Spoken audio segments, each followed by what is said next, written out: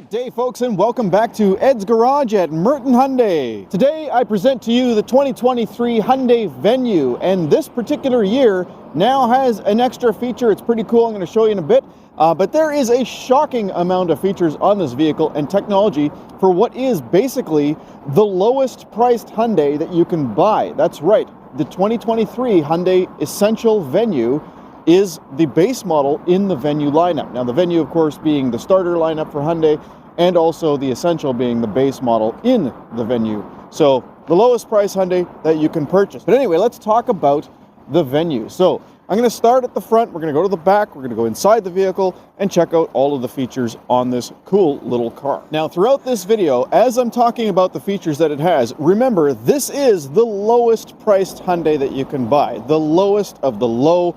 But you know what? That doesn't mean it's skimped out on features.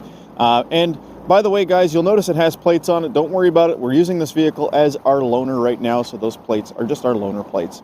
Okay, so let's start with the headlights. Now, it does have projection headlights. They're not reflective headlights like the one next to it there. That is a projector headlight, so that's going to have a nice clean throw.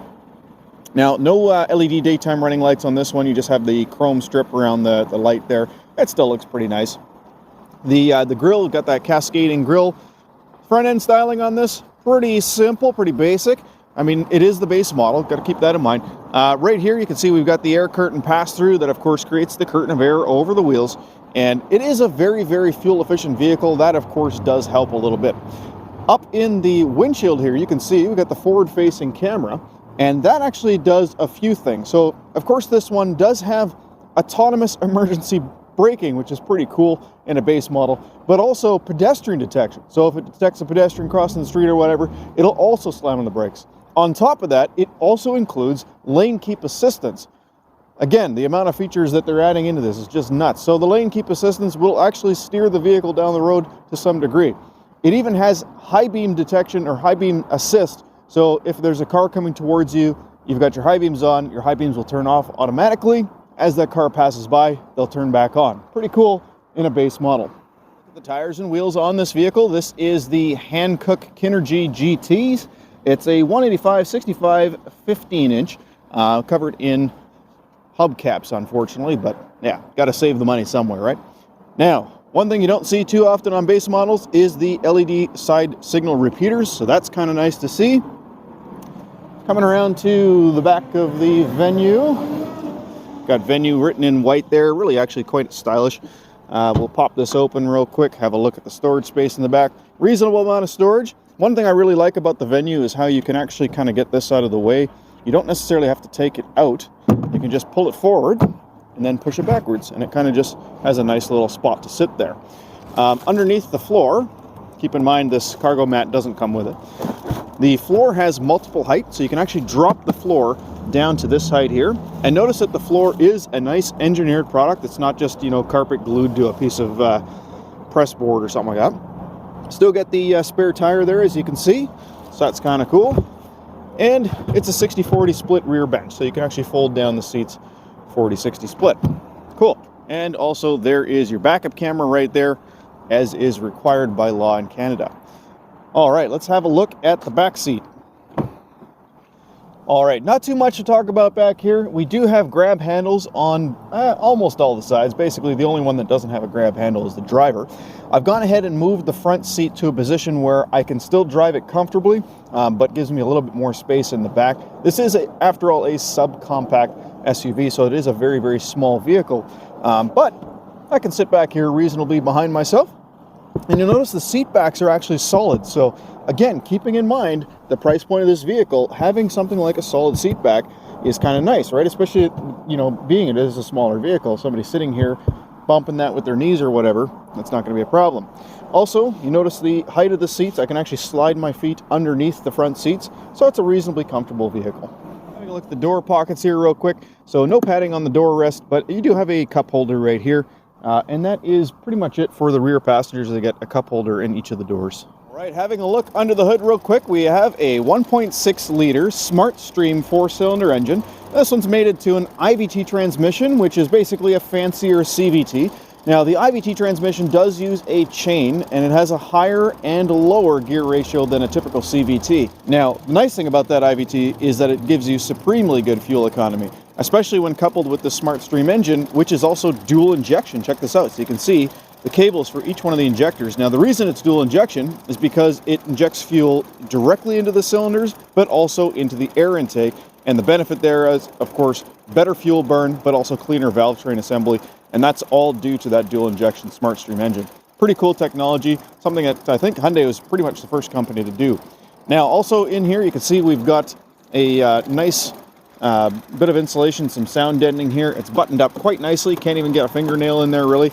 And you can also see some more of that insulation in the back there. So this is a reasonably quiet vehicle when the hood is closed and you're driving down the road. It's actually pretty good. Now, in regard to fuel efficiency, this gets about 7.9 liters in the city per 100 kilometers and about 7 liters per 100 kilometers on the highway. That's about 29 and 33 miles per gallon for folks down in the States. Now, one thing I will say is that is the rated fuel economy, and a lot of people actually do better than that. It's really easy to attain those numbers. So, great fuel efficiency, a nice little city runabout. All right, let's check out the front seat. All right, remember what you used to get in a base model vehicle? Roll-up windows, no power locks, no power mirrors, nothing. Nowadays, it's just incredible what they actually come with. I've got a height-adjustable driver's seat. I've got tilt and telescopic steering, got all the typical stuff like the power windows, locks, and mirrors. Nothing too special there nowadays. I've also got automatic headlights. I've got a rear wiper. I mean, even just the intermittent setting didn't used to be there years ago on base model vehicles. But there is so much more on this one. So let's start on the left side here. So you got your dimmer switch there, of course, your traction and stability control, standard since 2008 in Canada, of course. Here's your headlight stock. Now, it has momentary signal, so if you tap it, it actually flashes by itself a few times, and that's customizable as well. I've also mentioned the automatic high beam adjustments there as well. You've got controls on the keyboard here for the stereo. This one, if you can believe it, has wireless Apple CarPlay and wireless Android Auto. All of your controls for the stereo on the left side here, which is kind of nice. There's not, any mixing of buttons. On this side here, check this out. You have cruise control and then the 3 controls for the center screen, which I'll talk about in a moment. But yeah, pretty cool. Down here, heated seats, both front seats with 3 separate levels. So none of this 1 or 2 levels. It's actually got 3 levels of heated seats. Nice little storage compartment here. You got your 12-volt port there, USB connection that goes directly to the screens if you want to play music from like a USB stick or something like that. And check it out, we now have a USB-C port here as well. This car is also equipped with air conditioning, manual climate controls though, a 8-inch non-polarized screen. So why that's important is because if you're wearing polarized sunglasses, you'll still be able to see this screen. Of course, it is a touch screen as well. And then, of course, you got hard buttons for the volume, the tuning knob there. You've got radio, media, seek track, a customizable button here so you can actually choose what that does, and of course the setup button. Looking up even further, we have of course the controls for the interior lighting. No map lights in this one. You do have a sliding driver's side visor. Unfortunately, this one does not slide, but again, base model. We have a mirror in both and a light in both though, so that's nice to see. All right, so let's talk about the little center screen in front of the driver. Now, this, of course, is new for 2023, a full digital screen here. This is pretty cool. Now, the actual LCD screen is just a little 3-inch guy there, but these are also, digital. I don't know if you'd call them screens or what that is exactly, but it's all digital, no more analog gauges, and that's pretty cool. Now, one thing that's pretty cool about this as well is that you can actually change what's on the center screen. And there's quite a bit of customizability. Here's our lane keep assist, for instance, information screen. So if I hold the OK button, that'll take me directly into the driver assistance setting. And you can see we have driving safety. There's our forward safety warning, as well as autonomous emergency braking. And then our lane safety or lane keep assist. So not only will it beep when you go over a line, but it'll also try to correct as well. But let's start, we're going to start here and we're going to go through everything. So the next one over I can access by pressing this top button here. So there's that's the accumulated info. So here's our drive information. It's like a trip computer. I can reset that by holding the OK button. That's right there. And then I'm using these up and down buttons to go throughout the list. So there's our since refueling. I can also reset that. and then our accumulated info, which I can also reset. So that's basically 3 sort of trip computers for different circumstances. Here's our user settings. There's quite a bit of stuff in here. I'll quickly run through here. So we got our driver assistance, which we just looked at a moment ago, but we can change the volume. We can change the driver attention warning system setting. So this is the leading vehicle departure alert. So the other thing that that camera on the windshield does is it detects cars in front of you when you're at a stoplight. And if they go, it'll give you a little reminder that it's safe to go once they're out of the way. So if you're not going, hopefully the car will tell you before the guy behind you honks. And then underneath that, we have our cluster. We can actually change the cluster theme. Look at that. So even the background color of that little outer bit there. So again, I'm not sure if this is a screen or if just this little portion is. I'm not sure exactly how they're doing that, but it's weird because you can actually physically see the lines here of this screen and it's separated. So yeah. Anyway, wiper light display. So basically what that means, if I turn the wiper on, it gives me a visual indicator of what setting that the wiper is currently on. Not everybody does that, guys. Most of the time, you just kind of have to look at what setting you're on right here. So the fact that you can see that, and also when you change the, the headlights, if you change the headlight setting, it also comes up in there as well. It's pretty cool that it actually tells you exactly what's going on there. All right, so the other thing in here, of course, is the icy road warning, which you can have enabled or disabled, and the welcome sounds. When you turn on the car, it plays a neat little tune for you. Going down to the next one here is lights, and that's just our dashboard illumination. We got our one-touch turn signal, which we can change from 3, 5, 7, or off flashes. We have our headlight delay, so the headlights will stay on for a little while after you shut the car off. There's our high beam assist, we can enable and disable. And then looking further down, we have the ability to have a 2-press unlock for the doors, or just unlock all the doors when you press the unlock button.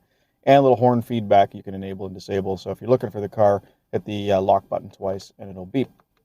Under convenience, we have a rear occupant alert. So the rear occupant alert is pretty cool. It's another example of where Hyundai's looked at existing technology in a vehicle and tried to add an additional feature built on, stuff that's already existing.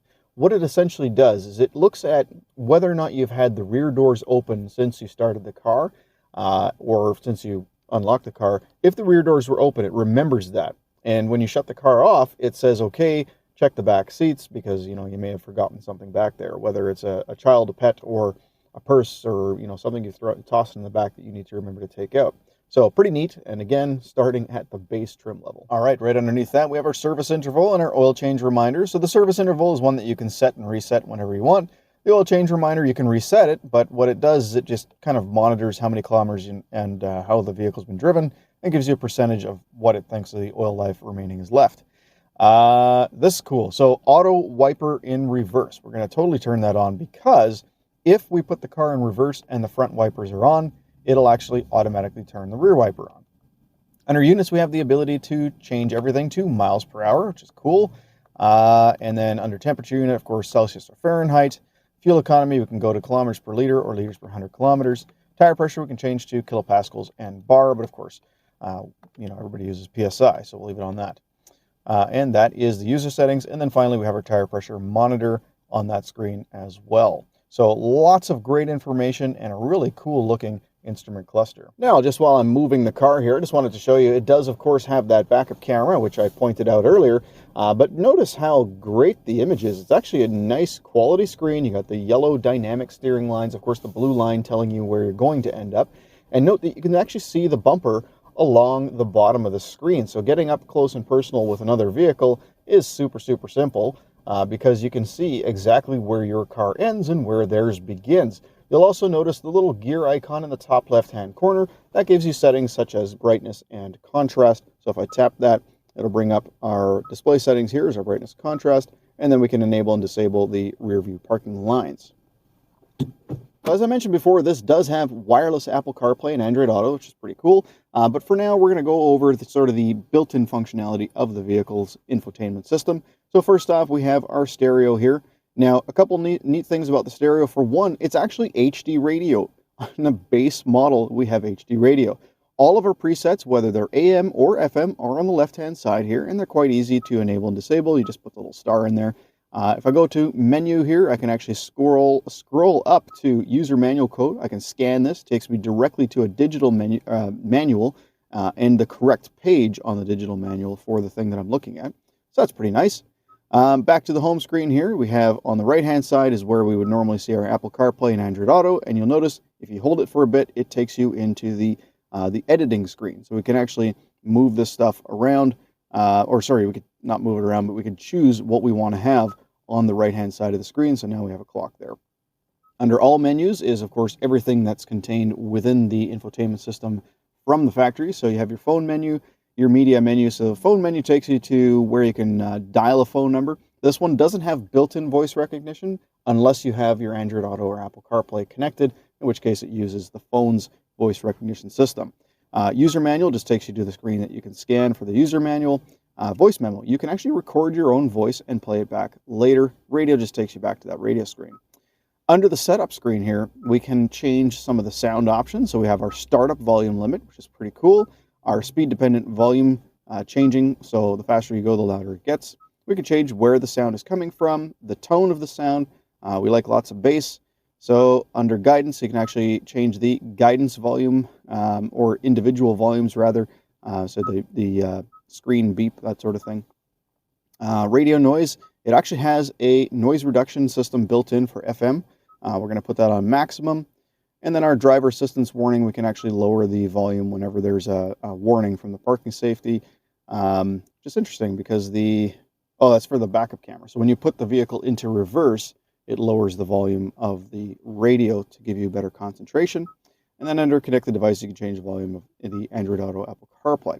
Now note here, it has a Wi-Fi button. So if I click that, that just enables and disables wireless phone CarPlay and Android Auto and Apple CarPlay.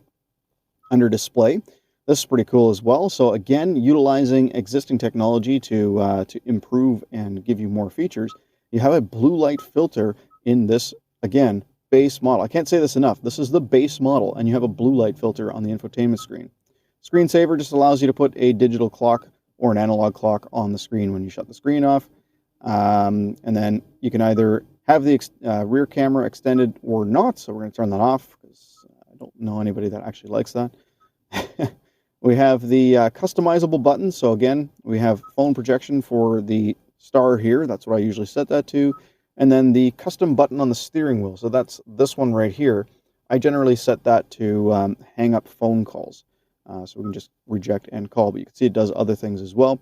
And then the mode button on the steering wheel as well. You can actually choose what sort of sources of music you want to actually access from that mode button. And that's pretty much it. Well, there you go, guys. That is the base model Hyundai Venue. So just because you're buying a base model doesn't mean you're descending into mediocrity. This is actually a reasonably well-equipped vehicle for a starting price. So a lot of features, great fuel economy, and you know what? A very reliable drivetrain as well. As a matter of fact, that 1.6 liter motor that's been used, well, the basic block of it anyway, has been used in Hyundais going back to the early 2000s. So it's got a good reliability history. Guys, thank you so much for watching. If there's any questions that you may have or any comments, please don't forget to mention them below. If you liked the video, if it helped you out, don't forget to hit like and subscribe. Thank you so much for watching. Have a very Merry Christmas.